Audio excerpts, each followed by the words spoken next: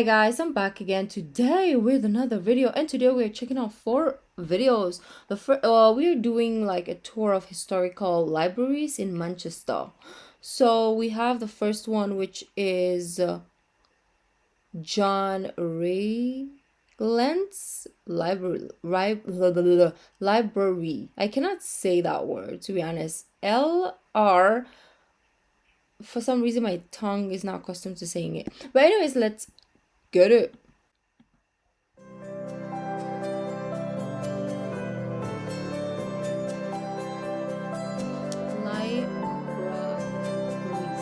Library. So here we are in Manchester's noisy and vibrant centre outside the John Rylands Library. It was designed and built by his wife Enriqueta Rylands, who wanted to use her inheritance of millions to build a library for the people of Manchester.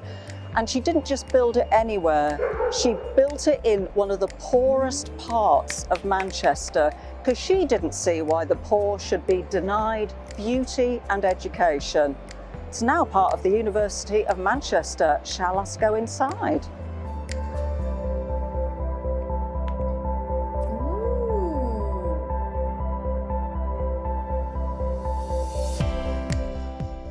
And here we are in the amazing historic reading room. It is the centerpiece of the Rylands, and there are hundreds of marvelous things we could show you, but let's start here. And if you think it looks like a cathedral, you'd be right, because it was built and designed by Enriqueta Rylands as a cathedral to knowledge.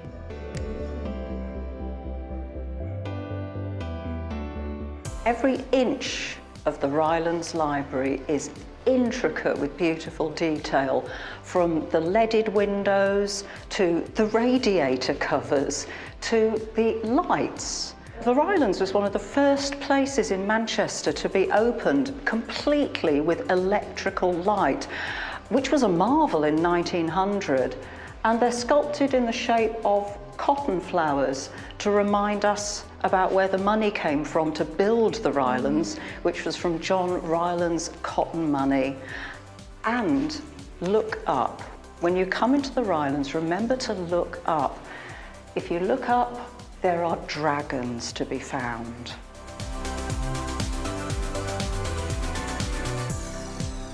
One of the many things it's worth knowing about Enriqueta Rylands is that she took an interest in every detail of the library, including the chairs. So these are all the prototype chairs that didn't make it. This one was too small, this one was too large, maybe that one at the end was just right. So yes, Mrs. Rylands was also the Goldilocks of chairs. And one of the most exciting things is to be able to take you behind the scenes in the John Rylands Library. And this is the mezzanine.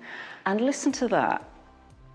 Here we are in the heart of busy, noisy Manchester. And it's a reminder that the Rylands is here for you to be a place in which to be calm, in which to find some peace in the heart of the city, a place just to be.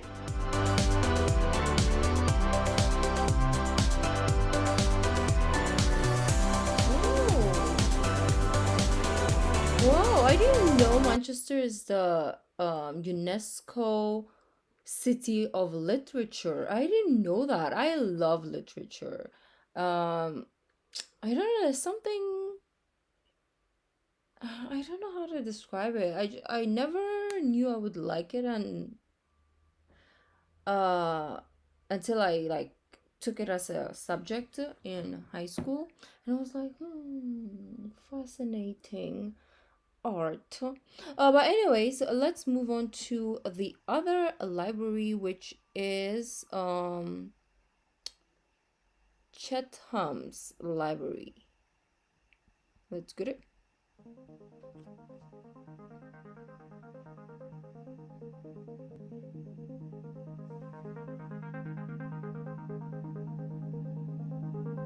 Welcome to Chetham's Library, the Chetham. first free public library in England.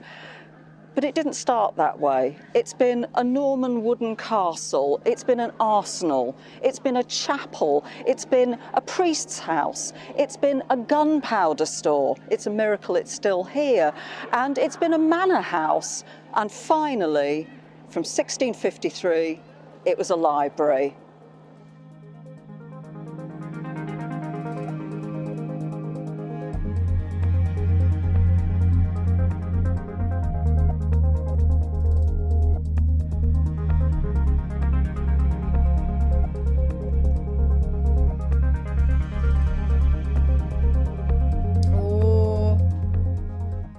So, magical Chetham's Library. It's the oldest public library in the English-speaking world, and there's no membership fee.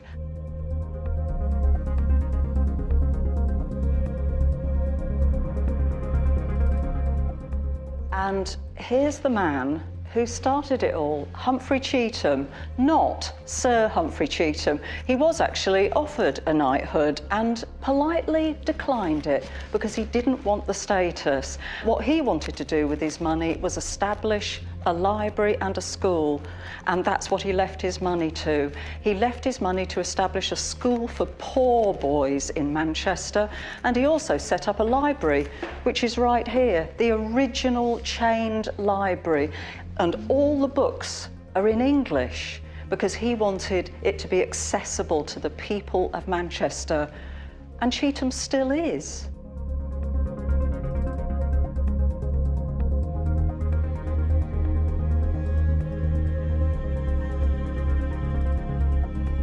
One of the many wonderful things about being in Chetham's Library today is being able to take you behind the scenes to a part of the library people aren't normally able to see. Follow me.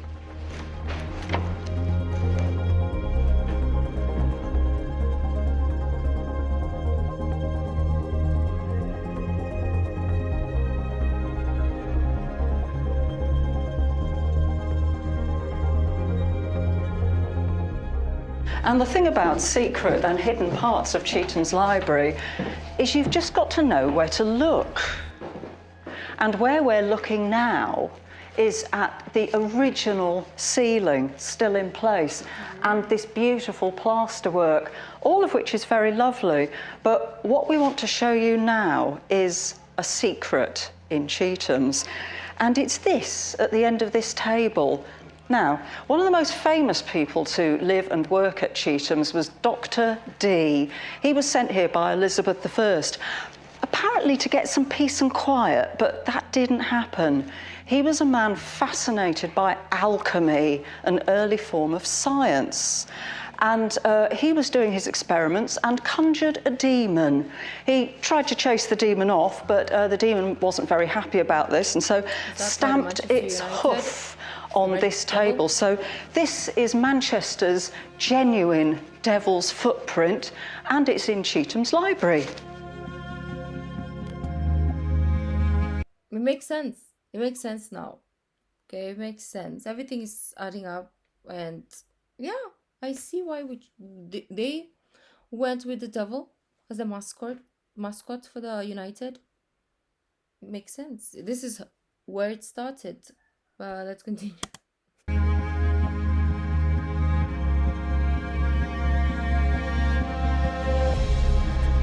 Oh, that was it. Okay, I love the architecture of this library. It was giving Hogwarts energy. Even if I haven't watched Harry Potter, but we all know how it looks like because we've seen so many, and we went to Universal Studios, so low key. So anyways, I love the interior.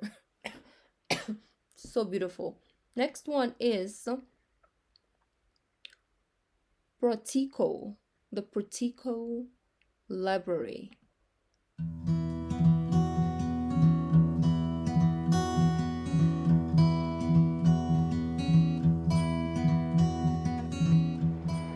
And here we are in the heart of our busy and noisy city of Manchester, outside the Portico Library, which is Portico. still in its original Georgian building, one of the only Georgian buildings left in Manchester. And come with me and we'll go in. Because it's free to enter. Anyone can enter. All you need to do is press that button and you will be allowed into this gem of Manchester.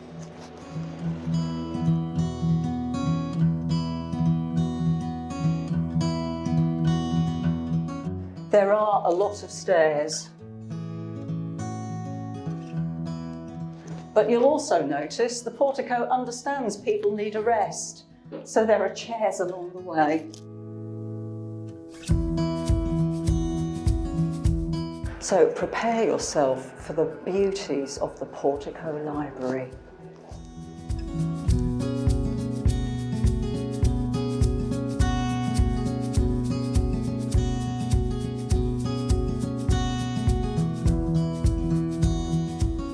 So in 1806, when the Portico Library opened, the first secretary was a Mr. Roget. Yes, that is Roget of Roget's Thesaurus.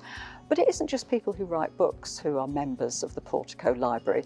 Eric Cantona was a member as well.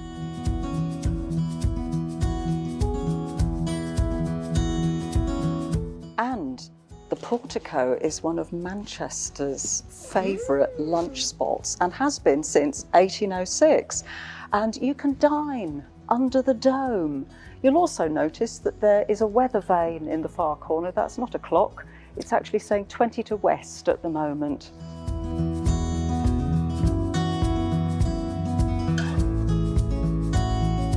The Portico Library is also famous for being home to polite literature, and that might not mean quite the same thing now as it did in 1806. Polite literature meant reading for pleasure. And something else that the Portico Library has is an adopt a book scheme. The books you can see here with white tapes tied around them are in need of some TLC, and you can adopt a book and get it rebound.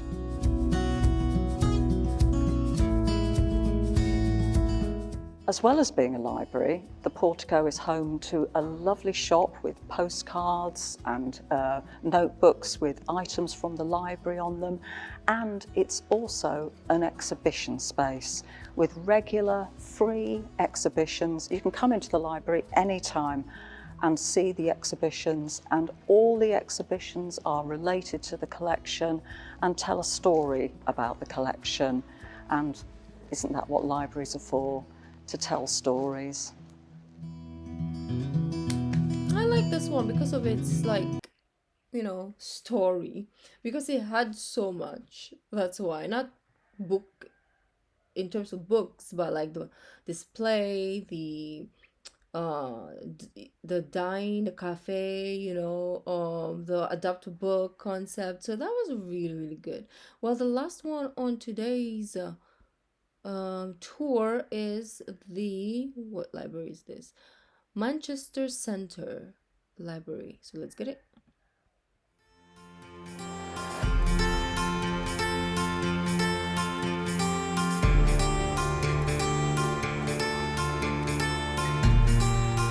Welcome to Manchester Central Library, and for 2 years it's been the UK's most visited public library. So let's visit.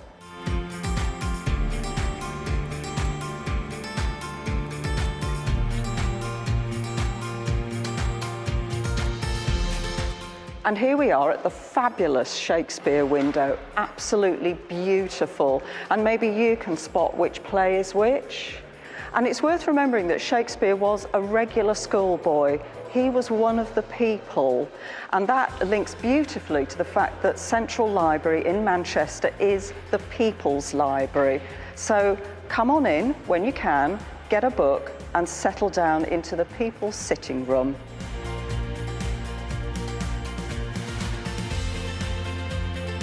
We're now outside the amazing reading room. It is a sanctuary, a quiet place if you want to come and do some quiet work. Interesting fact, which you may not know, is that if the reading room was completely filled with beer, it would be 14.6 million pints. There's something to impress your friends. You've seen the inside of the reading room dome, and now you're seeing the outside, and the fact that Manchester Central Library is essentially built in a round, and it was based on the Pantheon in Rome. So that's another question anytime anyone asks you, what have the Romans ever done for us?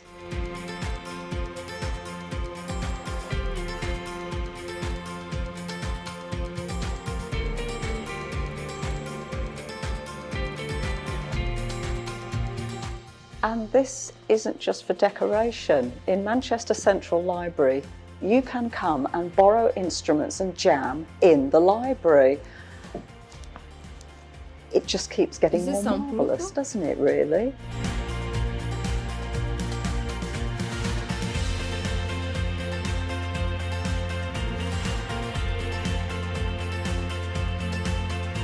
This is one of my favourite places in Manchester Central Library, the historic stacks behind the scenes, and been here since the library was built in 1934.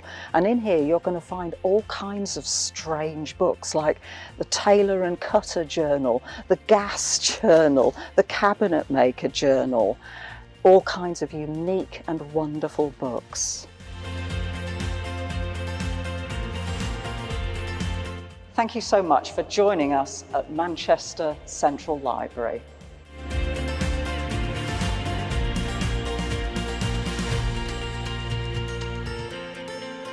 Okay.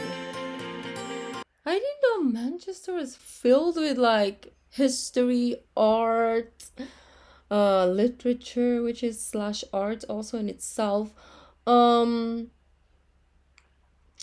I didn't know. Whenever you mentioned Manchester before, like if ever I was think of Manchester, I just think of Manchester City, Manchester United, and Manchester memes, wherein I don't know what the fudge they're talking about, and most people are like pissed in a sense that you're drunk, right? That's all my knowledge of Manchester.